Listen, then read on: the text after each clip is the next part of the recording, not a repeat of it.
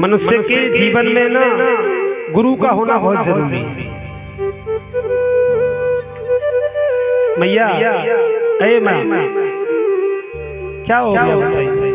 अरे क्या बात, नो ऐसा मत कीजिएगा भगवान, प्यार से बैठो। बोली गोविंद भगवान की। अब तुम्हारी सुनता रहूंगा, ऐसे करता रहूंगा, 1-2 घंटे का तो समय मिलता है, ऐसे निकल जाएगा। मनुष्य के जीवन में प्रभु गुरु का होना बहुत जरूरी है। लेकिन आपको ये पता है कि गुरु का होना किसके लिए महत्वपूर्ण है, किसके लिए जरूरी है? ध्यान से सुनिएगा।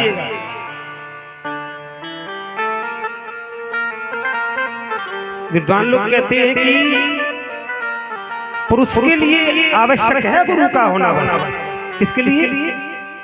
पुरुष के लिए। स्त्री के लिए कोई आवश्यकता नहीं है। कितनी प्यारी बात। हाँ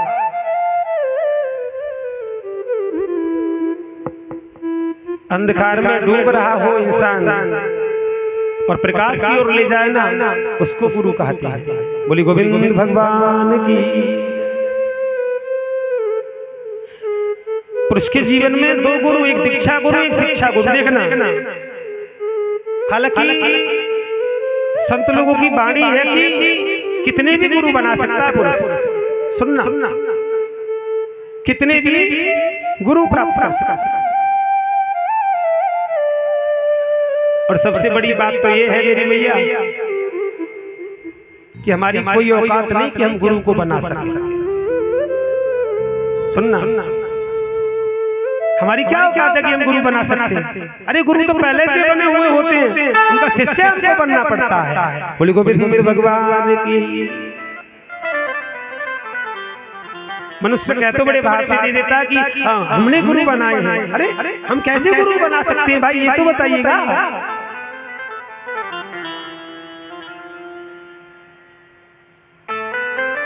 देखिए एक संत हुए थे दृढ़ता और दृढ़ता के 24 गुरु थे।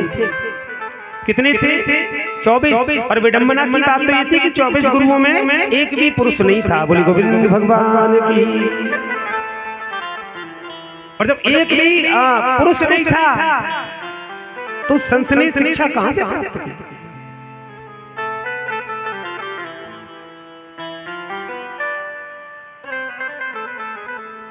बिना गुरु के ज्ञान भी हो सकता है।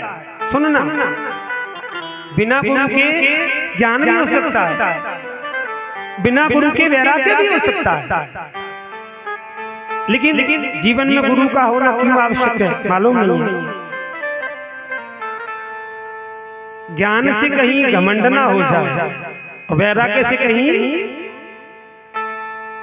गुरु उसको बचाने का काम करते हैं। बोली श्रीमद् भागवत महापुराण। संत जी सो रहे थे और सोते सोते दृढ़ता की दृष्टि पड़ी आकाश की ओर। क्या देखा? चंद्रमा को।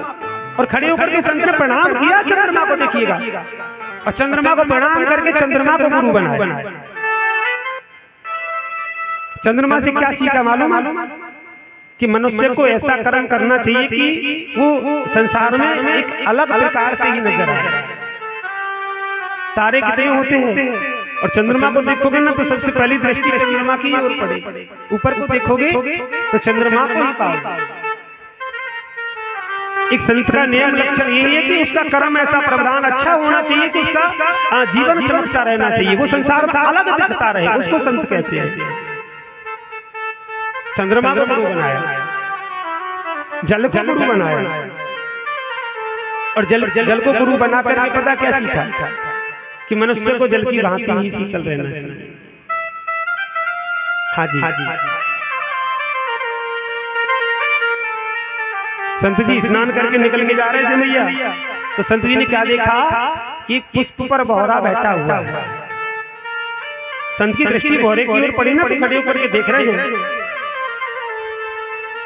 और भौरा क्या सोच रहा है? भौरा सोच रहा है कि इसकी खुशबू में बड़ा आनंद है। बड़ा प्यारा प्रसंग है, जरा सुनिएगा।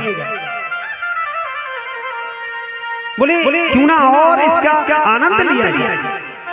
लेकिन भैया ये बहरे को मालूम है कि सूर्य अस्त होने वाला है, ये पुष्प बंद हो जाएगा, वो जानता है इस बात को, लेकिन उड़ना नहीं चाहता। वो सोच रहा है कि बड़ी प्यारी खुशबू है, थोड़ा समय और बिताया जाए। लेकिन इतना सोचते सोचते ना पुष्प बंद हो गया। संत जी खड़े हो गए इस दृश्य को देख करके, बोलिए वास्तविक अगर बहरे ने ऐसा सोचा है, देखता हूँ होता है कि नहीं होता। बहरा बैठा हुआ पुष्प में बैठा हुआ सोच रहा है कि दिन निकलेगा ये पुष्प फिर खिलेगा, और जब फिर खिलेगा ना तो मैं उड़ जाऊंगा।